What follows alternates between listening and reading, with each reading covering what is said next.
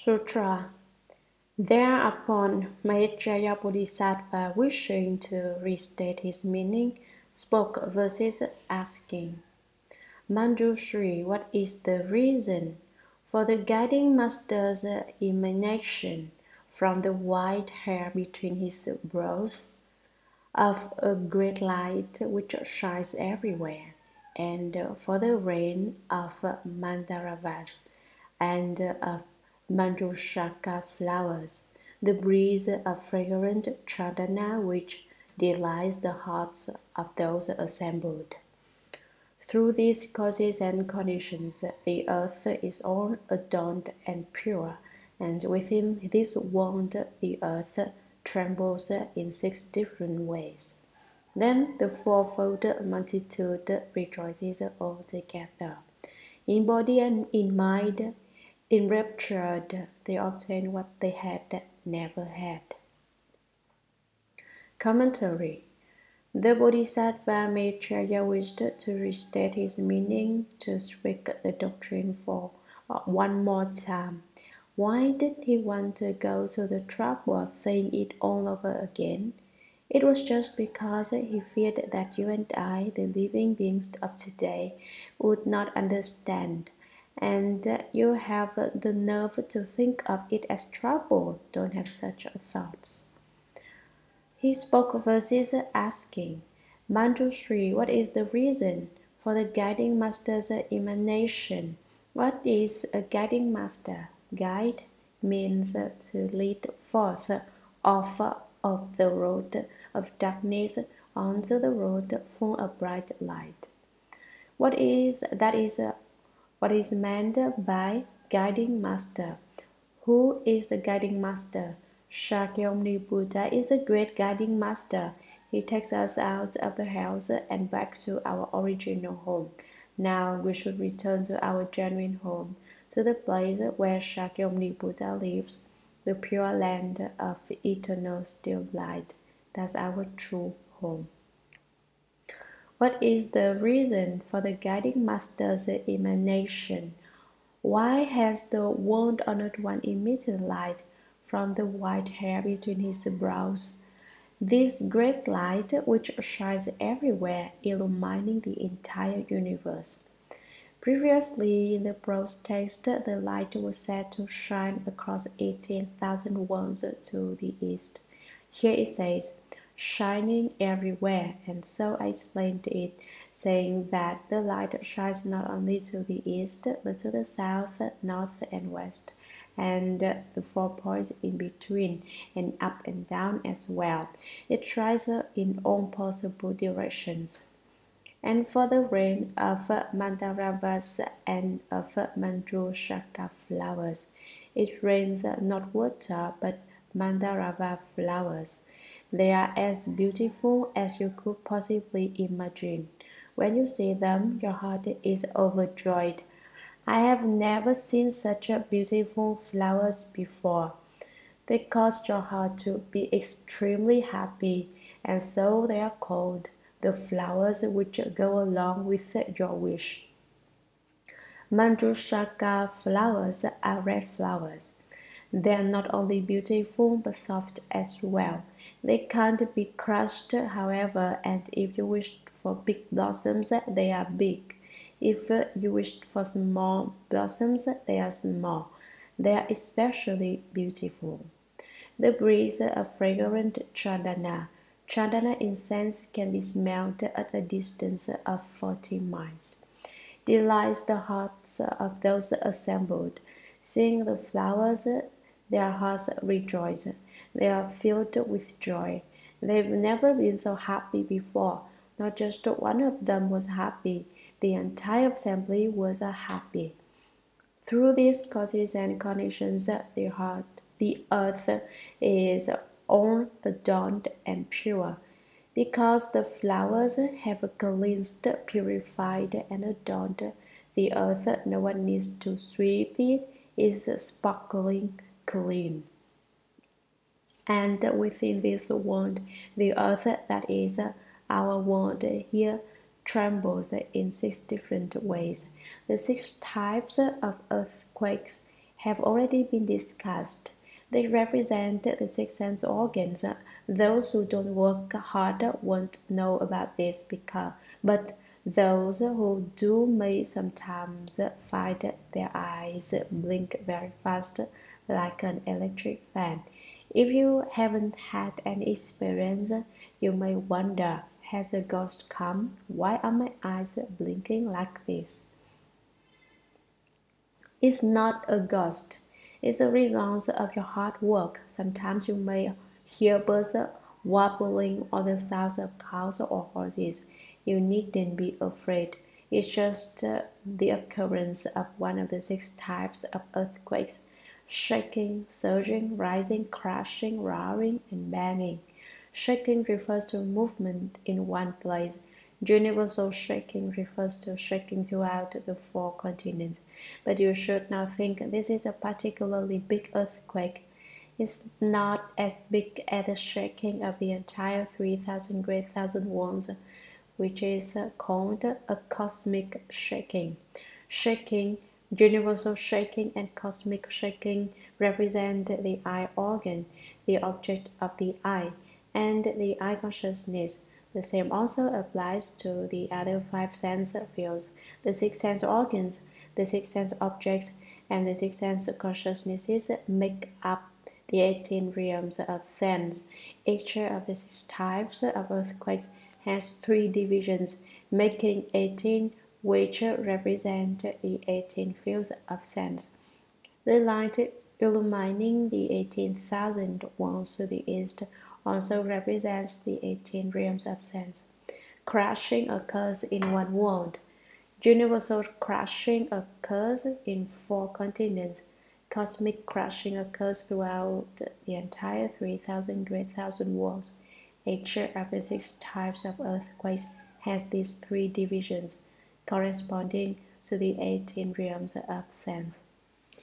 Then, when the great earth shakes the fourfold multitude, the bhikshus, bhikshunis, upasakas, and upasikas rejoices all together. This is the portent of the rejoicing of the assembly, and body and in mind enraptured, blissed to the extreme as they obtain what they had never had. In the past, they had never been as delighted and happy. They obtained what they never had before. Sutra, the bright light from between the brows, shines into the eastern quarter, causing 18,000 lands all to become of golden hue. And from the Avashi hell upwards to the peak of being, within each of the worlds are seen the beings within the six paths. Their destinies in birth and death, their karmic conditions, good or evil, their retributions favorable or ill, all of this is seen herein. Commentary: the bright light from between the brows, the white hair mark located between the Buddha's eyebrows, emits a great light which shines into the eastern quarter, causing 18,000 lands all to become of golden hue. And from the Avashi hell, from the lowest point, upwards to the peak of being, there are three realms of existence: the realm of desire, the realm of form, and the formless realm.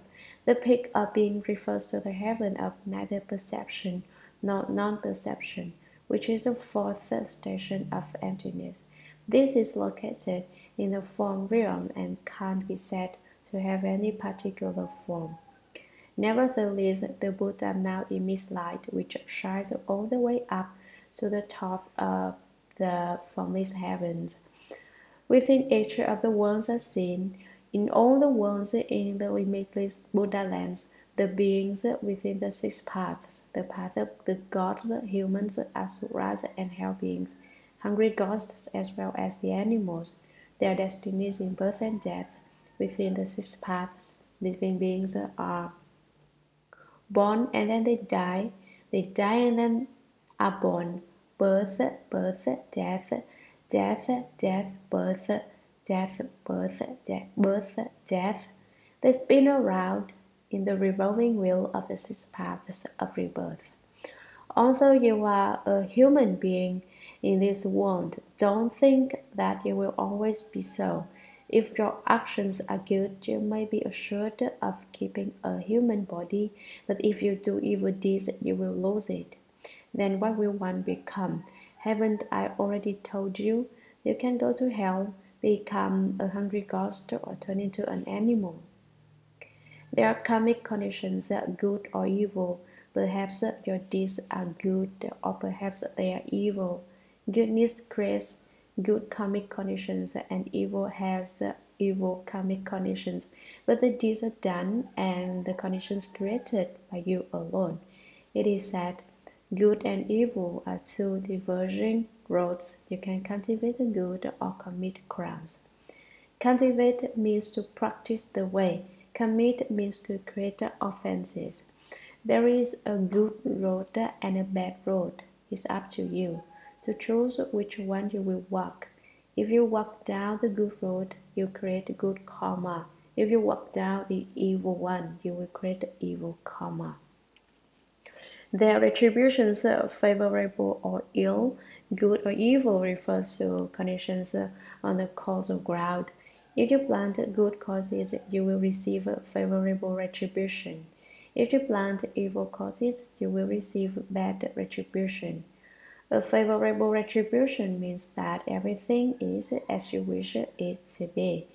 An unfavorable retribution goes against your wishes. Favorable and ill refers to the effect of prior actions. If you plant good seeds, you will reap a favorable fruit. If you plant evil seeds, you will reap an ill fruit.